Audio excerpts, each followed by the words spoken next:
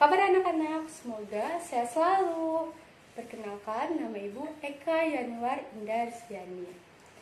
Nah, pada masa pandemi ini, kalian jangan lupa untuk menerapkan 3M, yaitu mencuci tangan, menggunakan masker, dan menjaga jarak, agar kita terhindar dari segala macam penyakit dan wabah.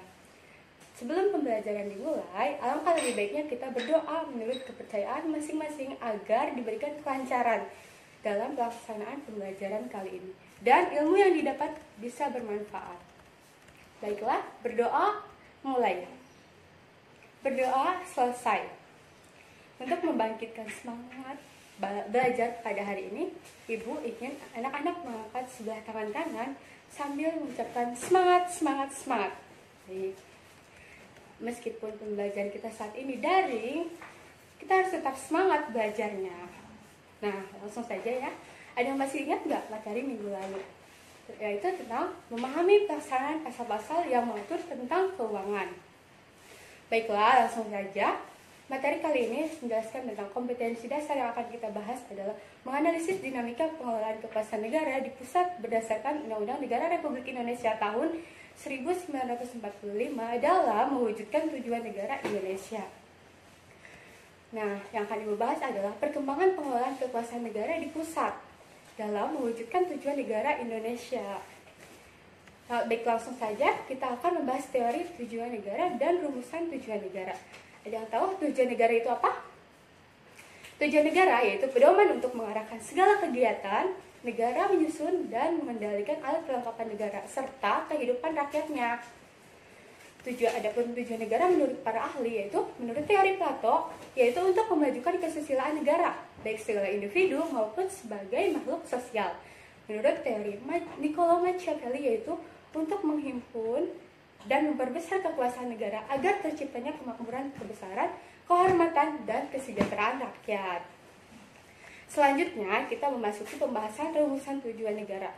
Tujuan negara Republik Indonesia dibentuk berdasarkan rumusan Undang-Undang Negara Republik Indonesia tahun 1945, alinea ke-4. Tentu kita dapat mengetahui tujuan negara yang berdasarkan Undang-Undang 1945 yaitu 1. Melindungi segenap bangsa Indonesia dan seluruh tumpah darah Indonesia. 2. Memajukan kesejahteraan umum. 3. Mencerdaskan kehidupan bangsa.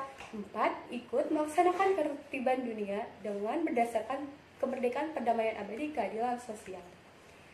Selanjutnya mengenai poin lembaga pemegang kekuasaan negara yaitu ada yang pertama, pembagian lembaga pemegang kekuasaan negara. Kedua, struktur ketatanegaraan Republik Indonesia. Terdapat 3 jenis lembaga pemegang kekuasaan negara, yaitu yang pertama, lembaga eksekutif terdiri dari presiden dan wakil presiden. Yang kedua, lembaga legislatif terdiri dari DPR, MPR, DPD, dan yang ketiga, lembaga yudikatif terdiri dari MA, MK, dan KY. Struktur ketatanegaraan Republik Indonesia sebelum amandemen yaitu Undang-Undang mengatur kedudukan lembaga tertinggi dan lembaga tinggi negara serta hubungan antar lembaga-lembaga tersebut. Undang-undang merupakan hukum tertinggi dan kedaulatan rakyat yang diberikan seluruhnya kepada MPR. MPR mendistribusikan kekuasaannya melalui 5 petinggi yang sejajar yaitu Mahkamah Agung, Presiden, Dewan Perwakilan Rakyat, Dewan Pertimbangan Agung, dan Badan Pemeriksa Keuangan.